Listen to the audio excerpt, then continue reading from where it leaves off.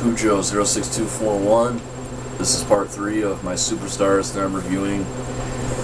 I'm pretty sure this is going to be the last part of this. The last person I reviewed was a diva, and her name was Kelly.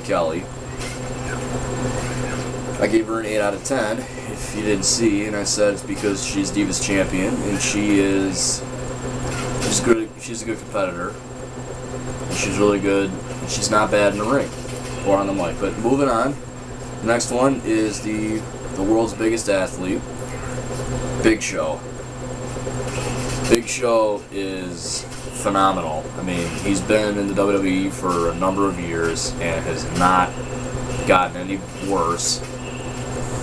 Actually, he just seems like he gets better and better. You know, he's got new moves like the knockout punch, and he just brings new cards to the table. And he uses his size as a weapon, because they say, it's not just your weight, it's how you use it. And he throws it around really well, and he's just an all-out he's a great athlete. On a scale of 1 to 10, I'm going to give him a 10. He's nothing but impressive. And he's the Big Show. I mean, come on, I don't need much more reason than that. Next on my list is a superstar that just recently got a bit of a push. Alex Riley. Alex Riley, I used to not like this guy because he was the varsity villain or whatever he called himself, and on NXT, he never impressed me on NXT, and I never was a big fan of him, really. Until him and The Miz split up. Then I liked him. I thought The Miz was kind of just holding him down from his real thing, from his true talent. But The Miz, if not for The Miz, then Riley probably would not have been in the WWE. Scratch that, he wouldn't have been in the WWE. But Alex Riley is a fierce competitor, especially right now, and he's all around. He's getting really better, and he's getting more publicity, and he's great. He's nothing but great, right now. And I was really impressed when he beat The Miz. I didn't think that was going to happen. I wanted it to happen, but I didn't think it was going to. But I would say on a scale of 1 to 10, I would give Alex Riley, I'm going to give him a 7 because he's been really good lately, and he's been really competitive and fierce, but I haven't seen enough to really give him anything higher than a 7. But down the road, he will be a better superstar, and he will get more publicity and more airtime. Next to my list, this is another diva, and I believe this is the last diva on my list, Natalya. Natalya, to me, was the lucky one when the Hart Dynasty broke up because she got better. She got better when they left, when she ditched David Hart Smith and Tyson Kidd, and I mean, she's really strong. And I like how she mentors AJ and Caitlyn, because those two kind of need a mentor, someone to look up to, and Natalya's been that character for them the past couple weeks.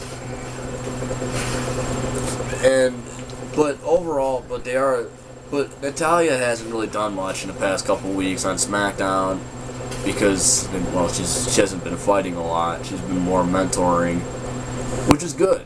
So I really can't boss her for that. On a scale of 1 to 10, I give Natalya an 8 because she's great, and I like how she's mentoring. But she hasn't really done much as far as action goes in the past couple weeks, so I can't give her anything higher or anything less. Next to my list, R-Truth.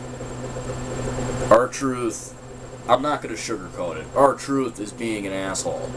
And, I mean, I used to really like him. I loved how he was always energetic and always with the crowd. and whatnot. But I guess you can't always go off that, how their reaction is to the crowd. But and he's pretty talented as far as in-ring skills go, and he's good on the mic. But this garbage, this little Jimmy, look at little Jimmy's, it's annoying. It's annoying and it's stupid, and it kind of takes away from him. Plus, it distracts him because he was about to beat John Cena at Capital Punishment, but he was too busy outside going, little Jimmy, oh, look at the little Jimmy. So if he cuts that out, I think he'll be a lot better. Plus, he doesn't have a really big moveset, but he is pretty talented.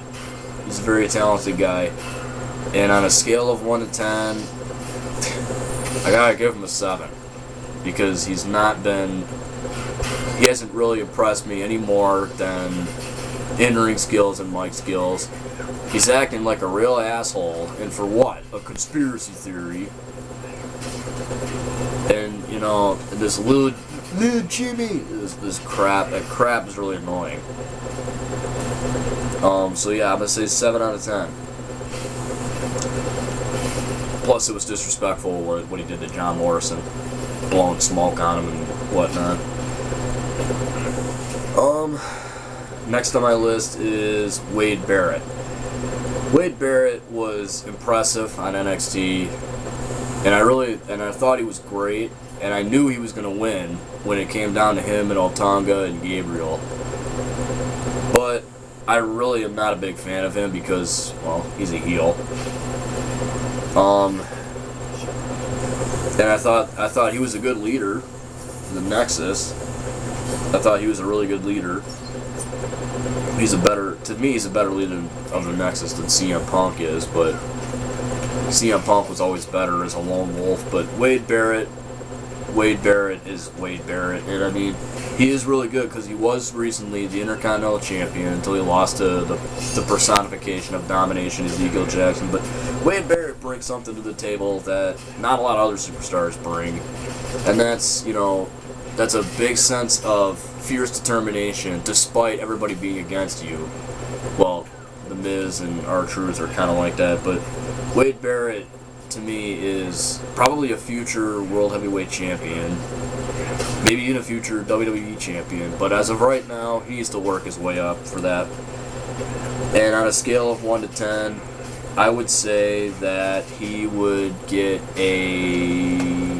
I'm gonna say an 8, because it seems like all he ever does is surrounds himself with other superstars, and you really don't go much. You really don't do much when you're not on your own. Now that's not always true, because the Road Warriors, DX, they were great tag teams. The Hardy Boys were also a good tag team, and so were the Dudley Boys. But Wade Barrett just seems more like the guy that should be on his own, more than anything. And, I mean, that's why I'm giving him an 8 out of 10. Next on my list is the Internet Champion, Zack Ryder. Zack Ryder is... At first, I didn't like him. I really didn't think he was that good, and I thought he was a poser.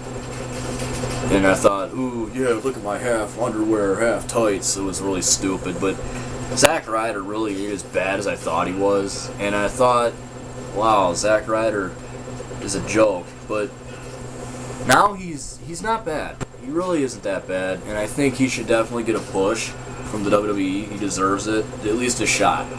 But if he doesn't do anything, then I can't, then nothing can be done. But the few times I have seen him, he was alright. But I need to see him more to give him to give him any higher than what I'm going to give him here. 1 to 10, I give him a 7. I barely ever see him, but I like him, and I think he's a good competitor, and I think he just needs a push. He needs to show me, and I think a lot of people, more than what he's already shown, for me to give him any higher than a 7. Moving on, Trent Beretta.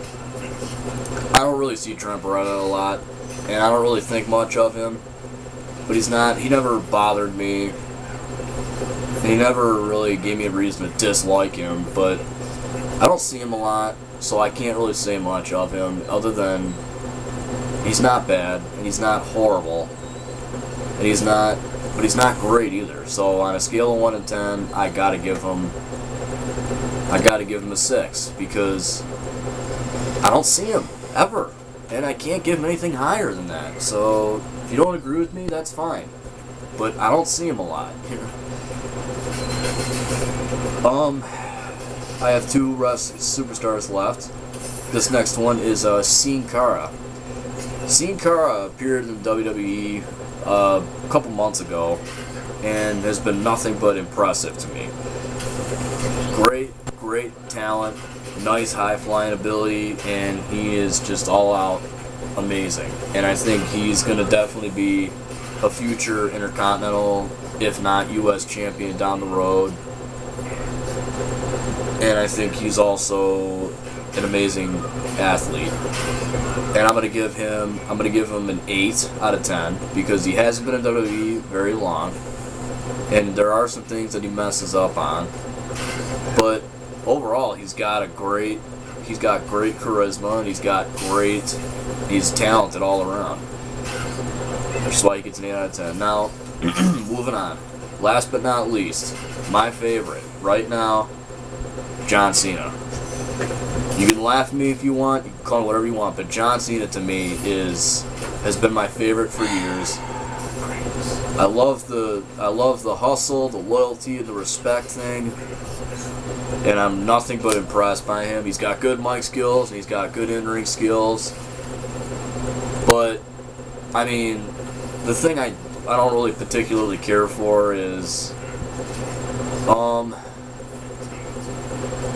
you know, I really wasn't the biggest fan of the rapper John Cena, but I mean that's gone now, and I like how he's always highly into the Make-A-Wish Foundation, and he's high into charity, and he's just all around. He's a great athlete, and he's one of my role models actually. I love how he cares about people other than himself, and he's always been there for the soldiers. So on a scale of 1 to 10. Maybe it's because he's my favorite, but I give him a 10. He's got great mic skills.